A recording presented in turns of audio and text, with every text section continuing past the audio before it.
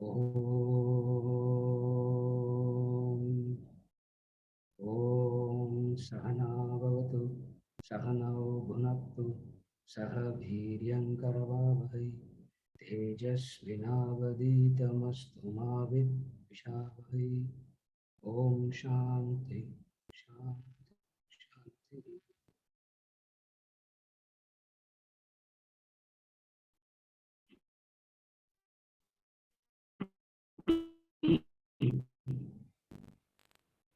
Ganesh,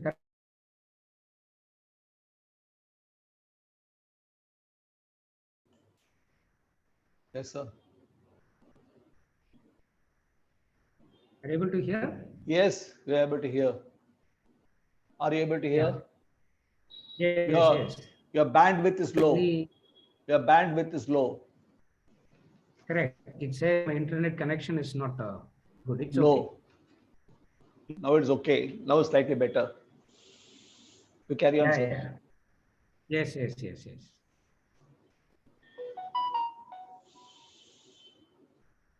We are able to hear you, sir. We are able to hear you.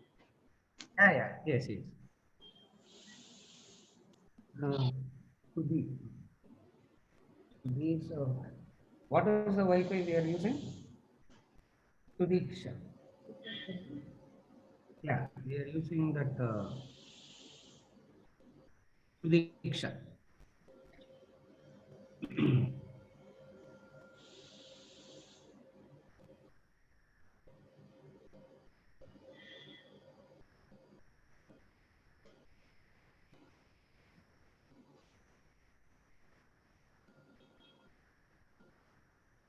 In the chapter that the what.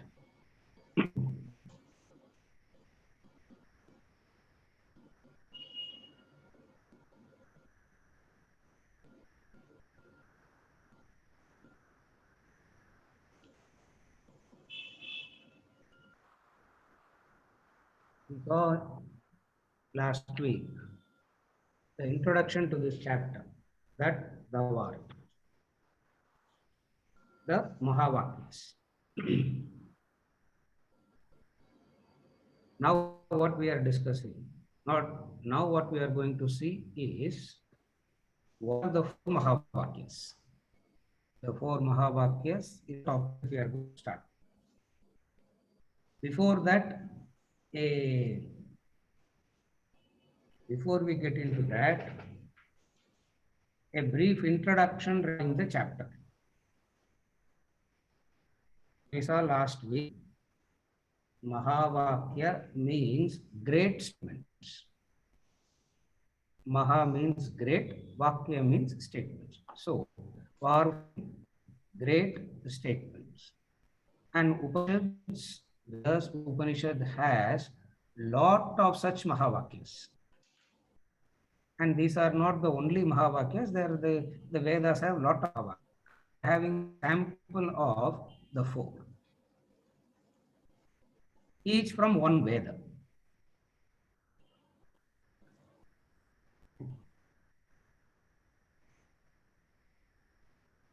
The human thought moves from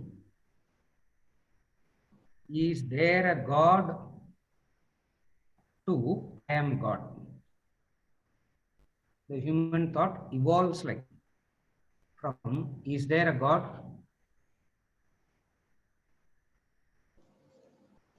so many things and then come to the conclusion to say there is God. And then when it says there is God, you will say I am God. This is the sequence. So from inquiring about God, you move to the study and understanding of there is God.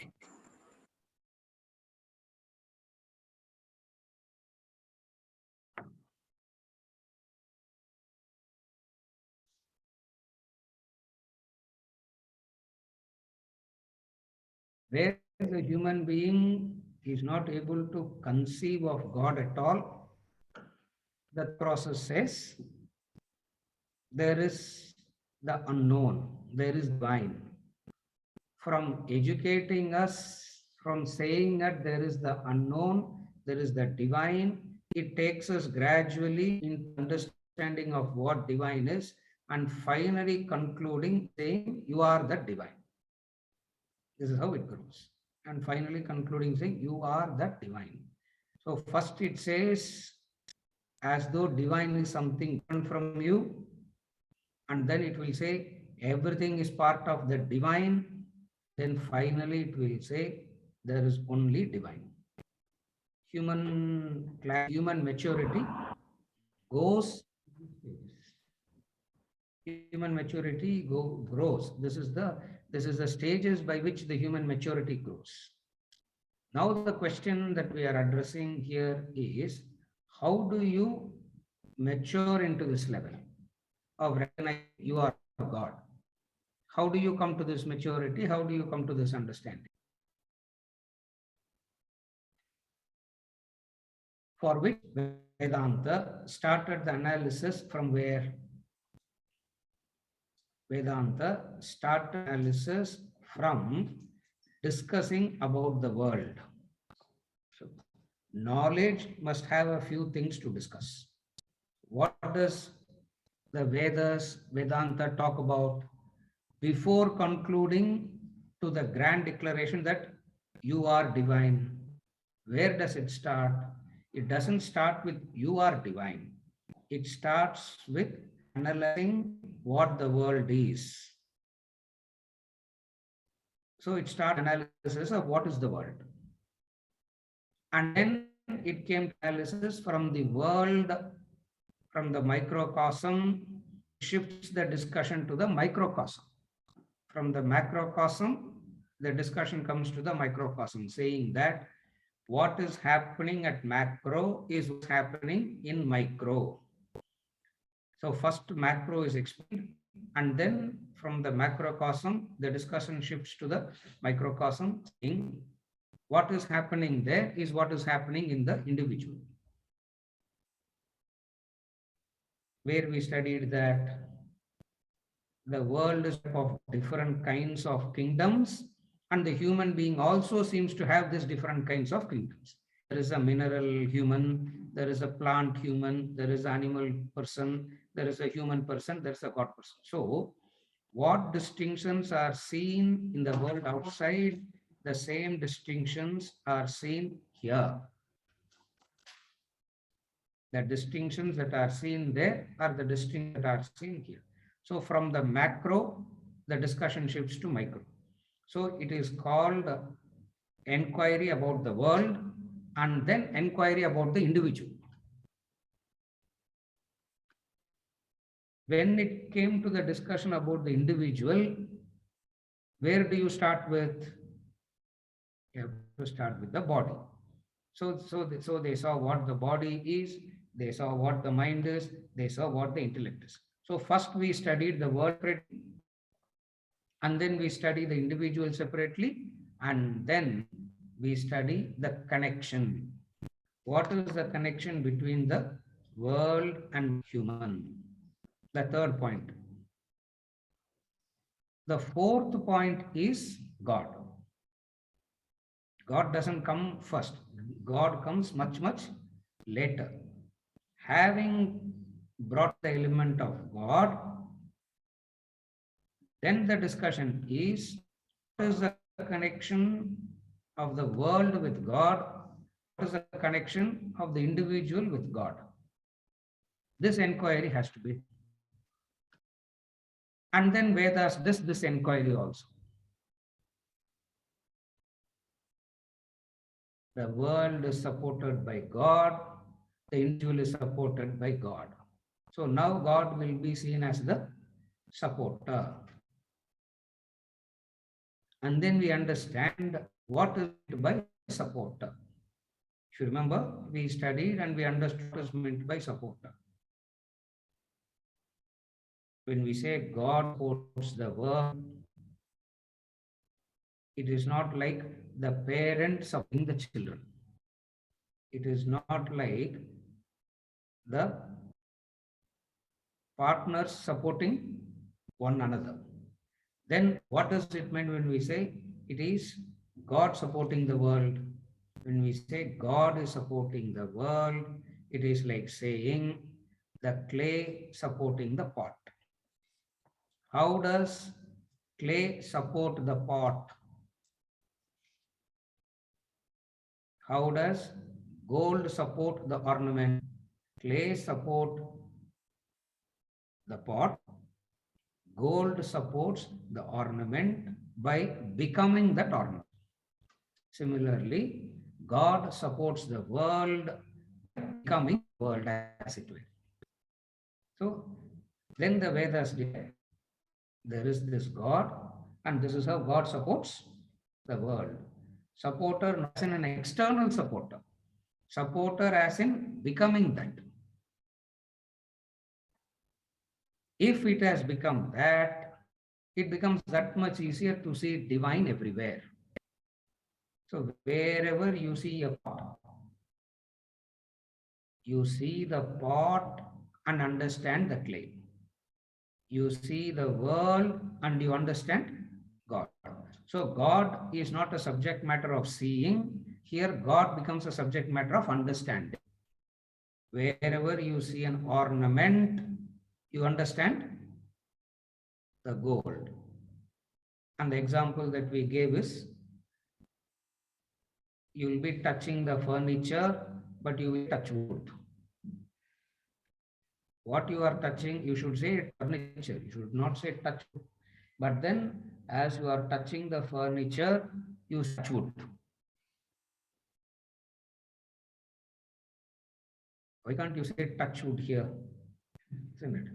You can't say touch wood here. You have to say touch wood only. Meaning what? You see it, but you understand the material with which it is made up of. What is the material with which everything is made up of? Isavasyam idam sarvam. Isavasya Upanishad. Isavasyam idam sarvam.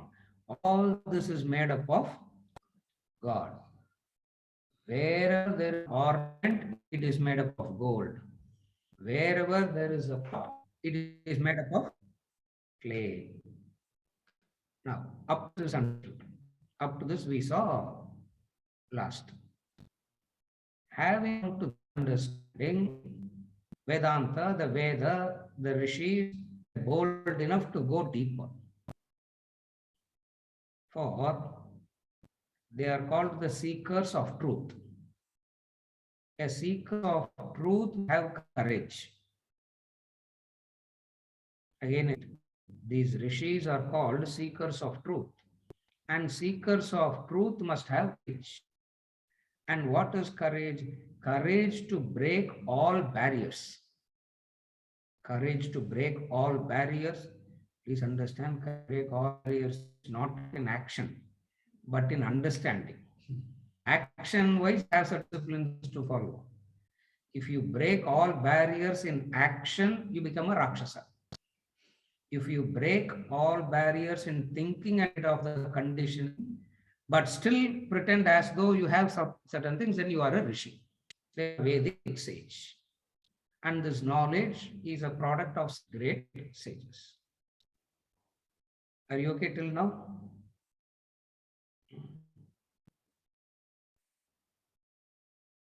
I am talking as though I am talking.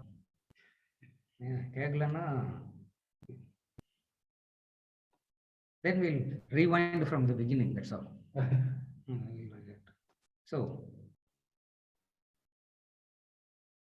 the seekers of truth, the Rishi, they are happy with this conclusion.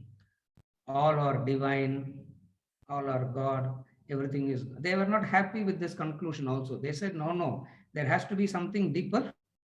There has to be something deeper than this. There has to be something deeper than this. For these Vedic rishis are so greedy, you can't satisfy them very easily. Their boldness is unbelievable that you can't satisfy them very easily, and all they won't get satisfied. So they went still deeper into the inquiry. And when they went deeper into the inquiry, they hit the deepest. They hit the core, the deepest. beyond which you cannot go any further. What is the depth they hit? The, the depth they hit is the famous aphorism that thou art. Tat tvam asi. Tat tvam asi. You are that.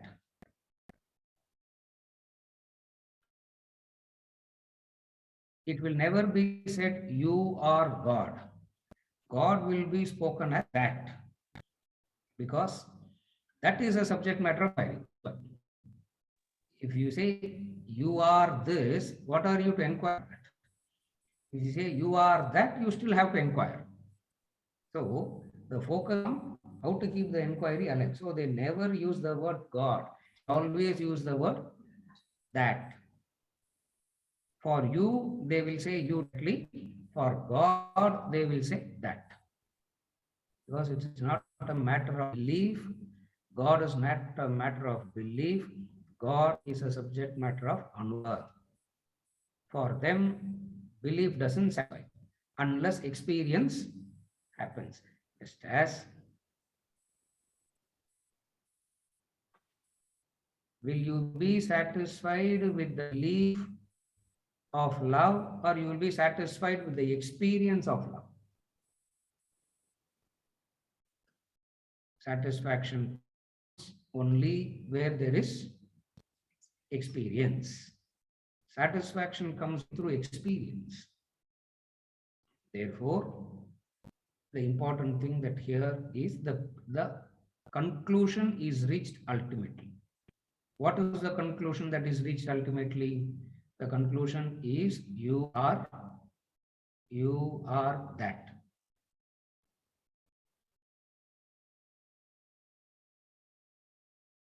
It is assumed that you have done all the preparatory practices and you are ready to discuss this concept. You are that.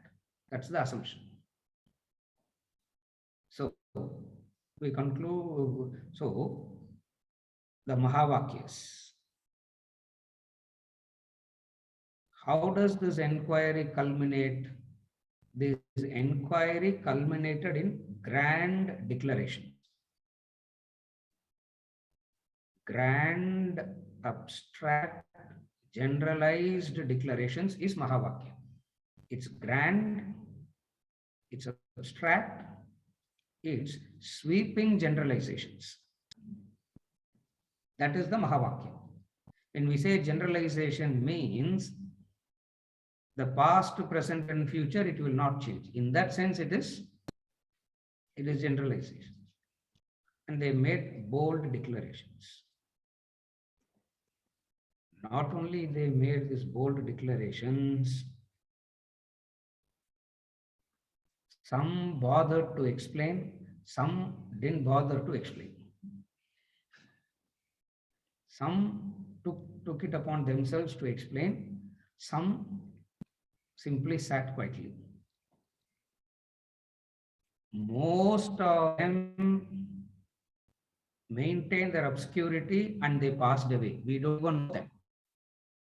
So the number of enlightened masters know and the number of people who are enlightened, the numbers don't even match.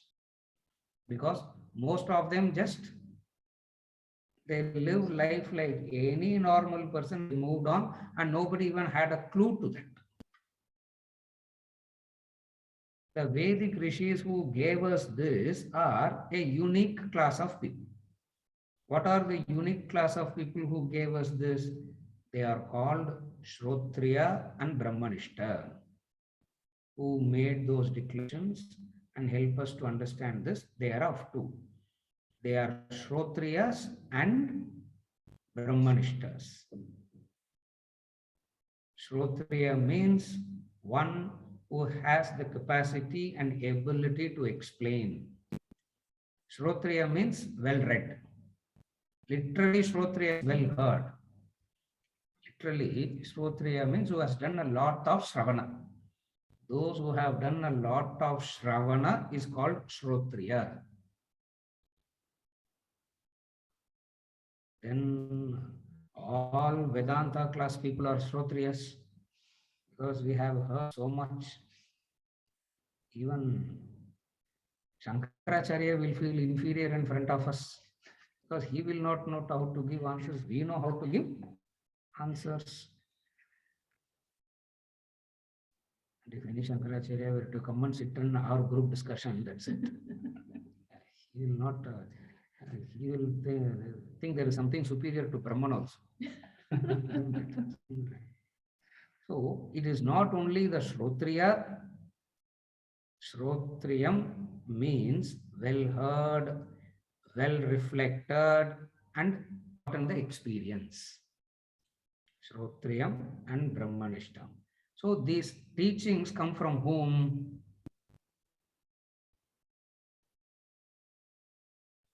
Those who are Shrotriyas and Brahmanishtas.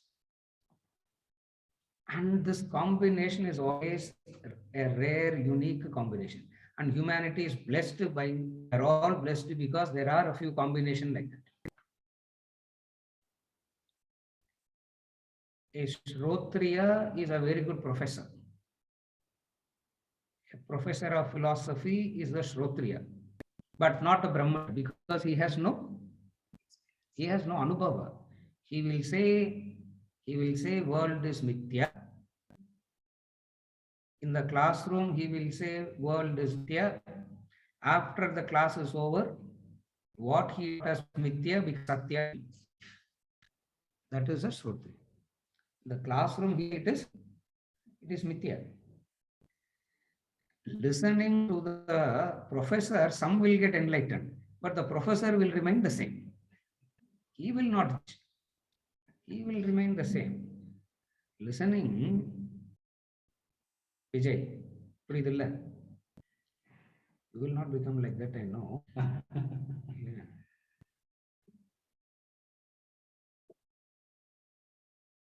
A Shrotriya is one who is only well read, who can explain, but he doesn't know what he is explaining. But how is it possible? How is it possible that a human being can explain so well without having an experience of it? How is it possible? Is it possible at all? Are you able to understand? Vasanti. How is it possible that a person can talk about it so beautifully and yet have no anubhava of it? That is very simple. Yeah. Vedanta Academy alumni you look at us, you will know that. We will talk as though we have the anubhava, but nowhere of that. So a person can talk like a poet can write a poetry about love. A person can write a poetry about love. The way he writes about love, you will think that man has such a beautiful knowledge of, such a depth of love, no? You will think like that. You go and live with that person for half a day, you know that person has no idea of what love is. Then where did the words come from? That is the skill he has learned. It's a skill. He has learned the skill of how to play with the words. It's a very pretty ordinary skill that he has learned how to play with the words.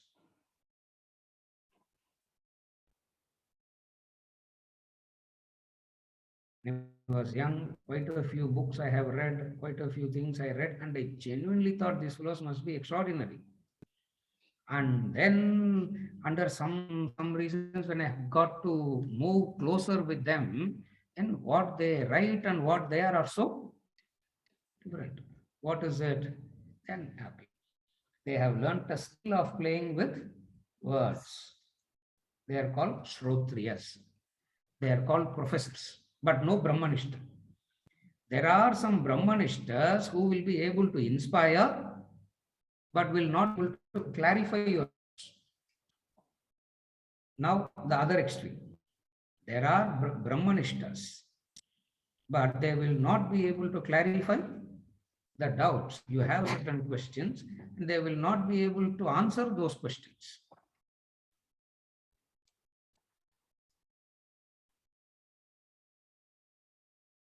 One in a generation, you will get a Shrotriya Brahmanishta patient. And that one person is enough to lift the entire generation. You don't need tens and hundreds of Shrotriyas and Brahmanishtas. One Shrotriya Brahmanishta combination is enough to lift that generation. And the entire Vedic teaching is a product of such extraordinary people. Whatever they said got recorded. Whatever they said got recorded, and the compilation of the saying is called Vedas. Whatever they said got recorded, and those recordings are called Vedas. That's all. And then came lot of expression to those. What did they say? They spoke about the Vedas as in these four. Rig Veda, Yajur Veda, Sama Veda, Atharva Veda. You can say Atharvana Veda or Atharva Veda. Both means you can say, it doesn't matter what, both means the same. Originally, Vedas didn't have these four distinctions. There is only Veda.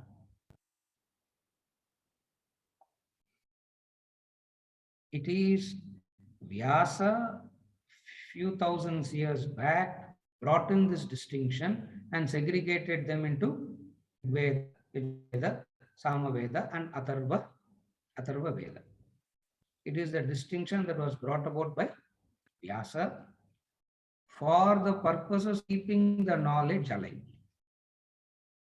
Just to keep it alive. And what he did, he divided the Vedas into chapters and portions. One portion allotted to one disciple. One portion was allotted to one disciple, and the obligation, responsibility of the disciple is to keep that portion alive. So similarly, it was given to 100 such people. And if all 100 such people were doing their job rightly, the whole Vedas will be kept alive. That's how the four Vedas came. Rig Veda, Yajur Veda, Sam Veda, Atharva Veda. And the Mahavakyas that we are studying is a sample taken from each and every Veda. The four Mahavakyas that we are going to study. The first one, Prajnanam Brahma. The second one is Tattvamasi. The third one is I am Atma Brahma. I am means this. I am Atma Brahma. The fourth one is Aham Brahmasmi.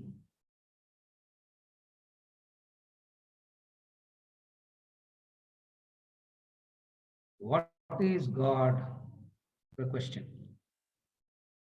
For which the answer is that which makes you understand everything but cannot be understood is God. Prajnanam. That is consciousness. What is God? That which makes you understand everything, that which makes you know everything, but that cannot be known is Prajnanam Brahma. That is called consciousness. Consciousness, God. When people find it difficult to understand consciousness is God, then they see the benefactor as God. Then they see the benefactor as God. And you open the eyes, everything around you is a benefactor. The five elements are the benefactors. Everything around you is the benefactor. How do you know that these are all the benefactors? Remember the analysis. Before you are born, the milk is ready. Before you are born, the oxygen is ready. The temperature inside is maintained. The temperature outside is maintained. So there is a benevolence. if consciousness is Brahman is not understood, understand benevolence as God. It's a compromise understanding. It's a compromise understanding, very restricted, limited understanding, but still it helps. But still this helps. Because benevolence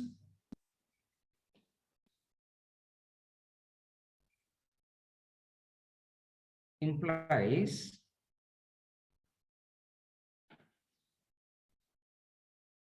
you don't even know what is good for you, what is bad for you. Whatever is good for you is given. That is benevolence. Again, I repeat, what is benevolence? Benevolence means you do not know. You don't even know what to ask for. You don't even know how to create the womb that is going to be beneficial to you. So it is benevolence. What is benevolence here? Benevolence is not you asking and you are getting. Benevolence means you don't even know. You don't even know what to ask. And yet the best is given to you. That is called benevolence. For that benevolence, you being the recipient of the benevolence, all that you got to do is have some gratitude. So it starts like that. Okay, since that benevolence is there, what should you do? Enjoy, exploit, manipulate. Instead of doing all that, be grateful to that benevolence. Why? Because unasked for it has come. When we say unasked means none of us know what is good for us. What we think is good for us may be so detrimental. What we think as detrimental may be so good. So we really do not know what is. So we really do not know what is beneficial to us. So it means there is a greater intelligence that knows what is good for us and keeping it ready. That is God. Now that God seems to be a more inspiring God than Prajnanam Brahma. This God, now only you are talking correctly, sir. This God is better than Prajnanam Brahmanda. What do we do with the God consciousness? What do we do with consciousness? We don't know what to do with the consciousness. But then this God seems to be better. Why?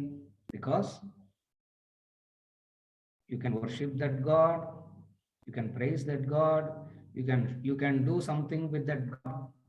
Some transactions are possible. That God is not God. Can Upanishad.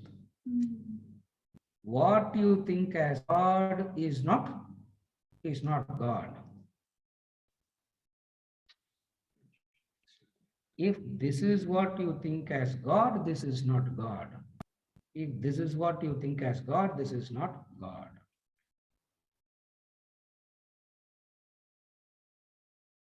A person who has developed the maturity and who has done enough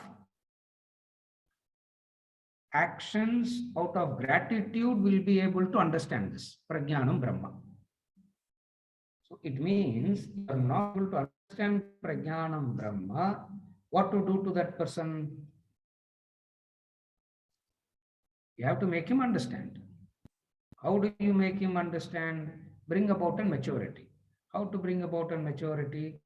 Do action of gratitude. That grateful actions that comes out of you is yajna karma. That actions that comes out of you out of gratitude is called yajna karma.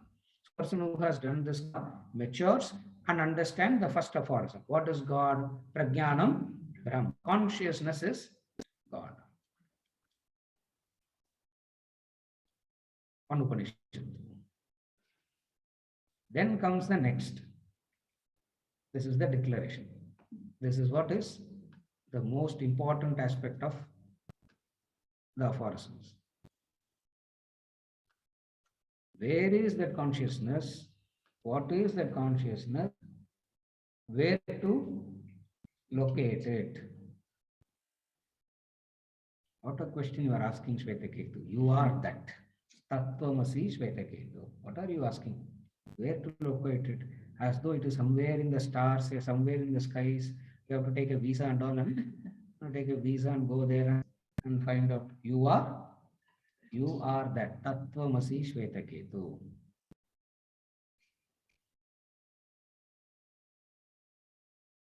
Yes, I understand. What do I do now? Do abhyasa, do practice. Abhyasa, do abhyasa, practice. What is the practice? Ayam Atma Brahma is the practice. Ayam Atma Brahma is the practice. Ayam Atma Brahma is this Atman is Brahman. This Atman is Brahman. This Atman is Brahman. Practice. Ayam Atma Brahma practice. When you are doing this practice, a time comes where you realize what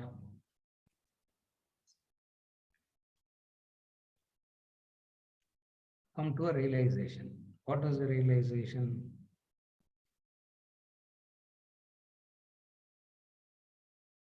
You have been God always. Unnecessarily, you were thinking you are somebody else all along. That's all. You have been that only always. Unnecessarily, you have been thinking you are something different. Unnecessarily, you thought you are something different. And then you went and asked how to get back, how to get back, how to get back. Oh, so much I have to do to get back. He says,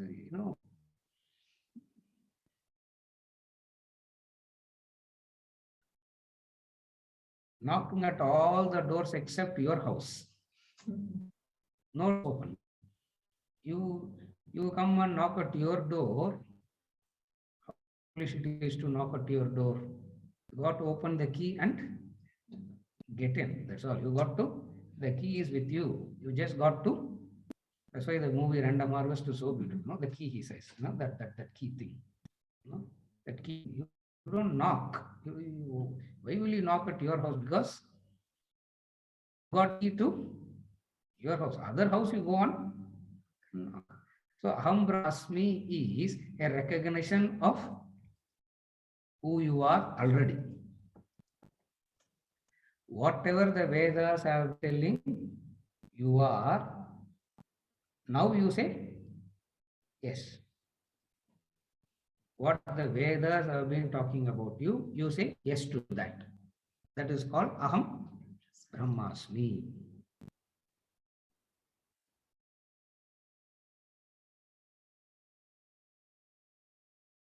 First one is the statement of declaration. Prajnanam is declaration.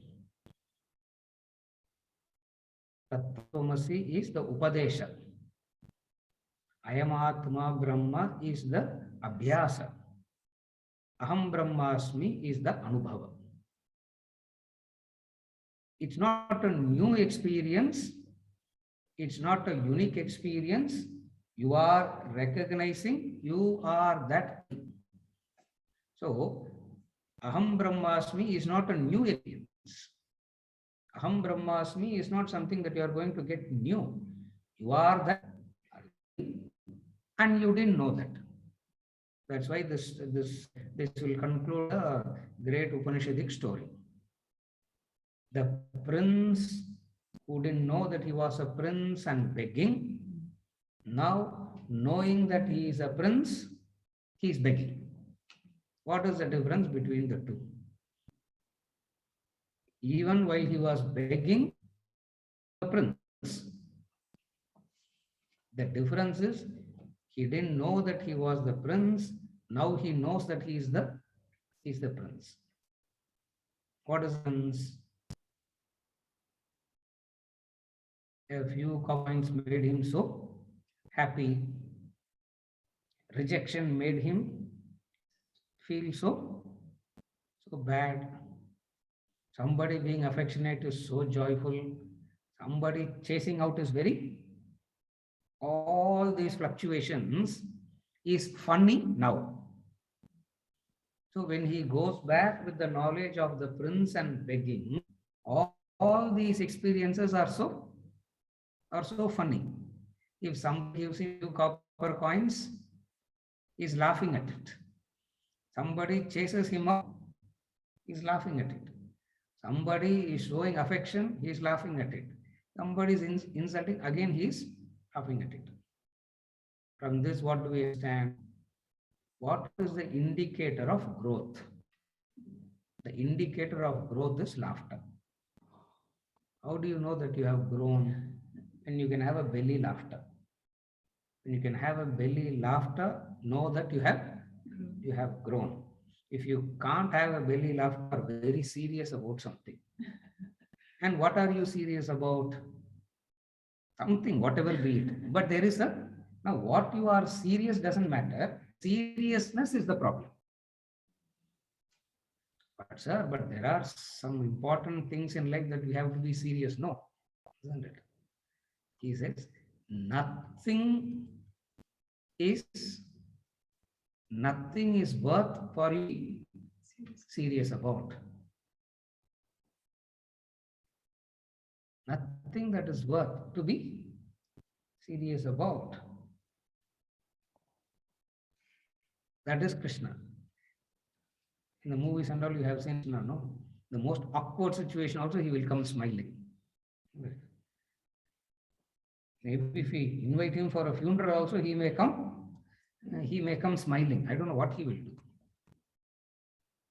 What does that mean? The indication of growth. What is the indication of growth?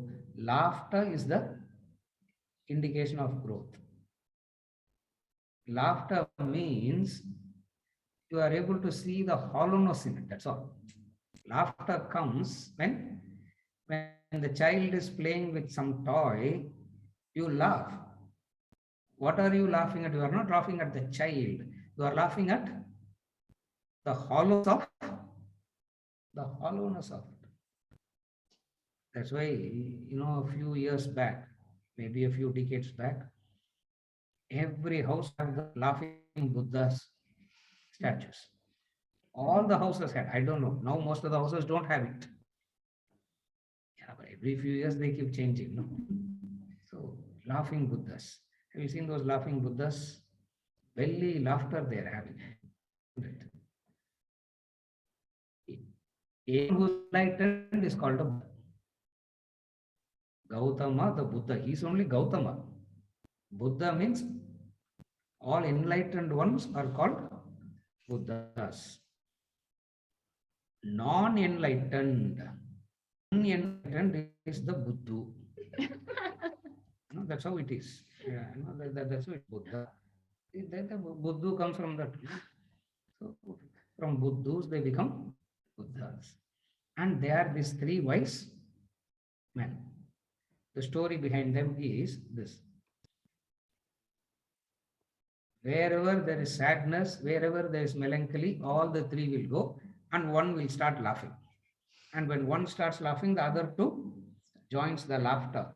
Looking at all the 3 laughing, somebody else will start laughing. Somebody else will start laughing. In a matter of minutes, the sorrow is gone, the melancholy is gone, and everybody is laughing.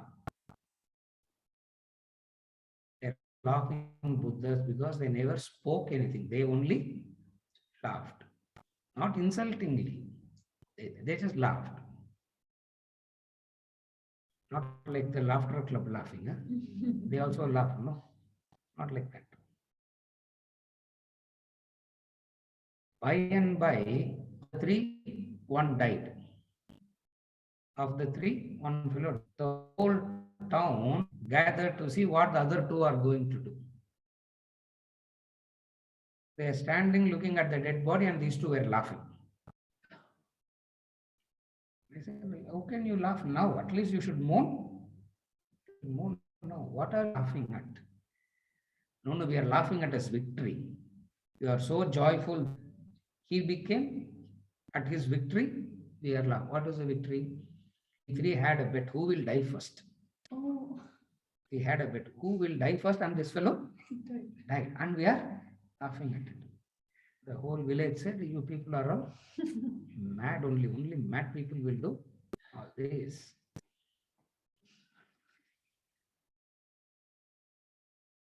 They said, okay, at least let us do the rituals properly. Wait, this man had a last wish. Last wish. They said, had never asked anything from anybody. So when they said this man had a last wish, they were so happy to say, what is his wish? No. As he is, he should be burnt. That was his last wish. As he is, he should be burnt. Don't do anything. As he is, burn him. Burn him is his last wish. Okay, what kind of a wish is that? And they, as soon as the fire touched the body, Diwali started. Because that had hid all Chinese crackers inside the cloth. As soon as the fire touched, the fireworks came, the sky was lit with fireworks, and everybody went into a festive mode. Melancholy is gone, sorrow is gone, everybody went into a festive mode. This is enlightenment. What is enlightenment? To have a belly, belly laughter. So Brahmasmi, you understand what will happen to you? What will be the quality of life after Aham Brahmasmi? One of joy. One of joy. Why one of joy? Because in the Puranic literature, it is called Leela. Life becomes a Leela, a play. Sport. Sport means playing the game is joyful, not winning, not losing. Game means what? Playing is the joy. No, sir, but we play only to win. No. You don't play to win because any game will have the two. All games will have two. One winner and one loser. The winner is Brahman. The loser is also Brahman. It's not the winner is Brahman and the loser is not Brahman. Who's the winner? Brahman. Who's the loser? Brahman. How can both be? Brahmarpanam, Brahmahavihi, Brahmahavanav, Brahmanahutam, Brahmaivatena Gandhavya, Brahmadharma, Samadhina. Everything is Brahman, Brahman. If everything is Brahman, who's the winner? Who's the loser? Therefore, they have absolutely no. That's why life for them becomes Leela, a sport, a play. That's why all these stories about these enlightened people are so inspiring always. Because of certain attributes in them. That also we are going to see in this. The attributes of enlightened people. Power, love, all that we'll be seeing. A few attributes are given. All that we will see.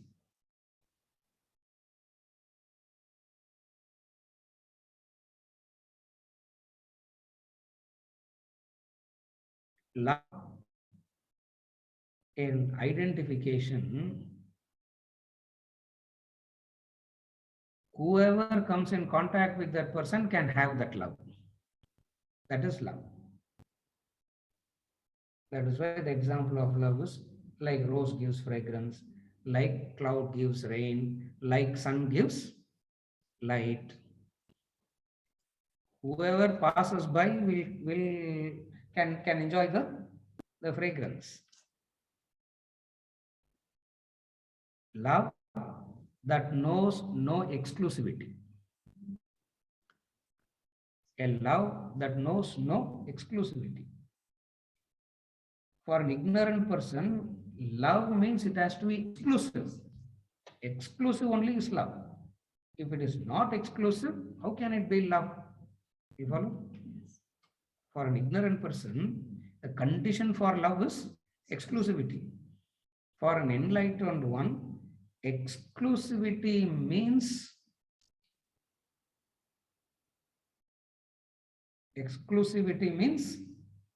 in one word.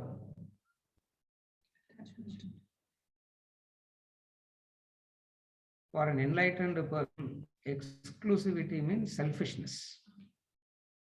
Wherever the demand for exclusivity, it is selfish. Exclusivity means pay attention to me by excluding the others. You pay attention to everybody, all right, but I should be the focus point of your attention. That's what happened in the Last Supper. Jesus Christ, Last Supper, what the conversation? He was asking Jesus Christ for any knowledge. They were fighting amongst themselves. What is the fight? Who is closest to Jesus Christ?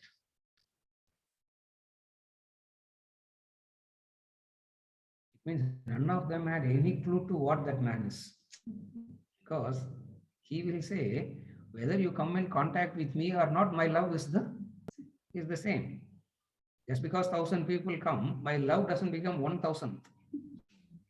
Million people comes, my love doesn't become 1/1,000,000th. It is the same. Ignorance cannot understand this. Ignorance cannot accept it. Why? Because love shared is love diminished. Ignorance says love shared is love diminished. Wisdom says love shared is only love. So that is why we talk about universal love. All this will be discussing as attributes of the enlightened one. He has universal love. What is universal love? There is no exclusive affection. There is love, but no exclusivity. Meaning, whoever comes in contact, his affection will be the same. Power. Another attribute of the enlightened person, they say, is power.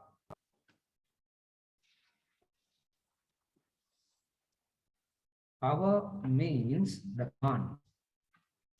Power means they can command. That is power.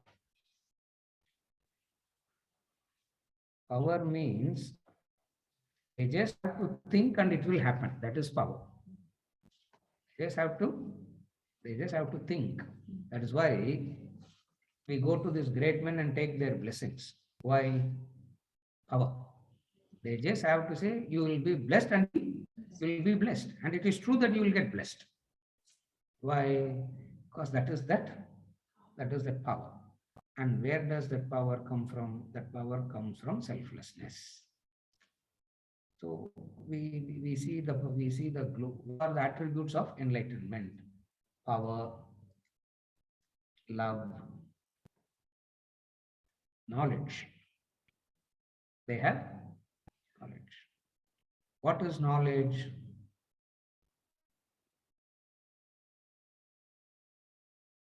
To put it very simply, knowledge means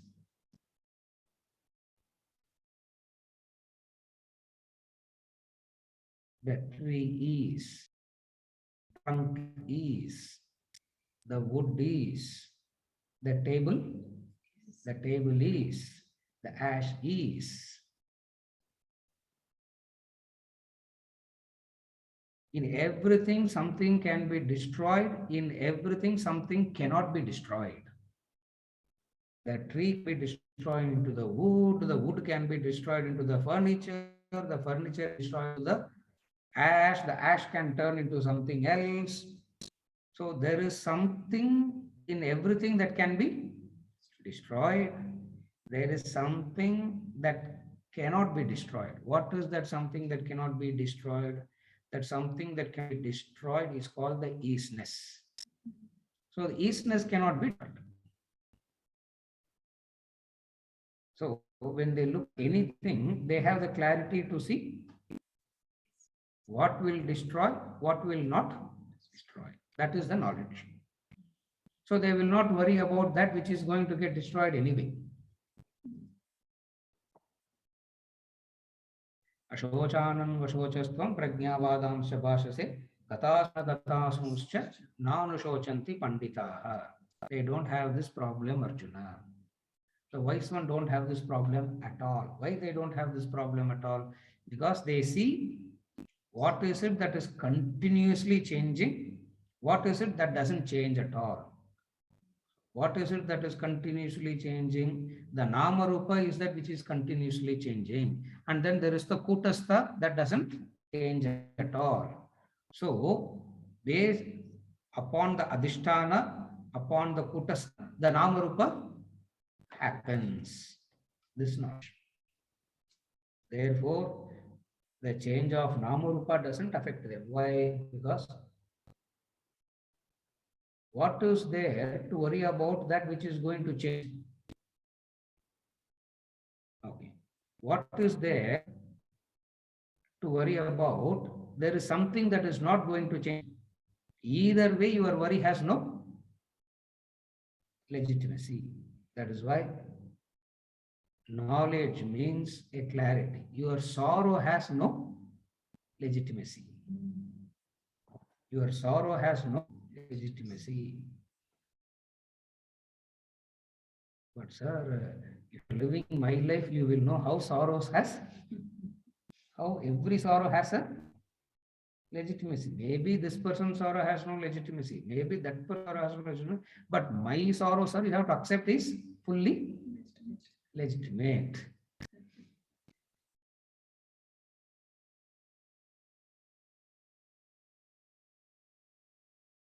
Maybe if you get it, I will see, sir, what you will do. Yeah. If you get it, I will see what you will do then. Vedanta says that knowledge. What is the knowledge? Clarity that sorrow has no legitimacy. See, for a person who has no sorrow, by default, that person will be cheerful. And wherever that person goes, that person will for the cheer. That's where Ramatirtha says, if you can't take the chair out, lock yourself up in the room. Don't come out of your room, he says. If you can't laugh, don't come out of your room. Lock yourself up in the room. Don't spread the disease of melancholy. Don't spread that. As it is, people are suffering. Why are you going with your long crying face and make it worse? If you can't laugh, don't come out of the room. Why? Because enlightenment is to bring up that cheer. What is the cheer? The strength. What is the strength? No situation can affect balance. That is the no situation can disturb your balance. If you understand that no situation can disturb your balance, what can affect you? Nothing can affect you. Fluctuations, anyway, that's going to happen. No. Anyway, fluctuations are going to happen. No.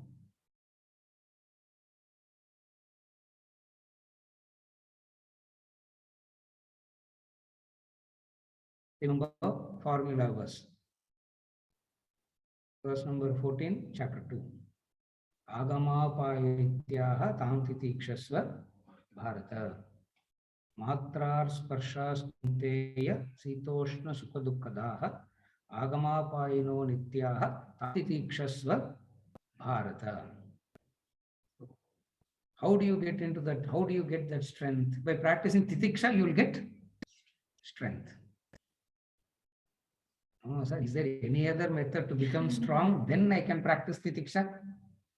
First to do something by which I will become strong. With that strength, I can practice titiksha.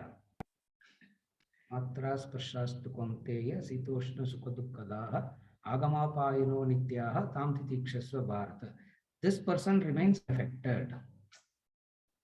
Not that he doesn't know the difference between the fluctuations, but the fluctuations doesn't bother affectations. These fluctuations cause affectations. Why? Because affectation is a sign of ignorance. All affectations is a sign of ignorance. What is ignorance? that which should happen is not pleasant to you. It means you are the center there and everything should happen according to that which is pleasant to you. No, no, sir. At least in my house, is it wrong to wish like that? Okay, in outside and everywhere, but at least in my house, is it wrong? In your house only, you should not expect this. Because anyway, what is happening outside doesn't matter to you. Matra sprashastu kaunteya sitoshna sukha dukkadaha agamapaya nityaha tam titikshasva bharata. Therefore, practice titiksha. And the titiksha brings about a strength. The practice to become strong is titiksha. For the one who has become strong, it is laughter. For the one who has become strong, it is fun, it is laughter. Therefore, understanding. What is the understanding? What is the indicators of Tattvamasi? What is the indicator of Aham Brahmasmi? Love, power, knowledge, all this he gives as an indicator. If these things are there, you can understand that you are on the right track. Ultimately, Tattvamasi cannot be described in any of these, but these are all indicators to say that you are on the right track. If any one of this is missing, you can understand you are not on the right track.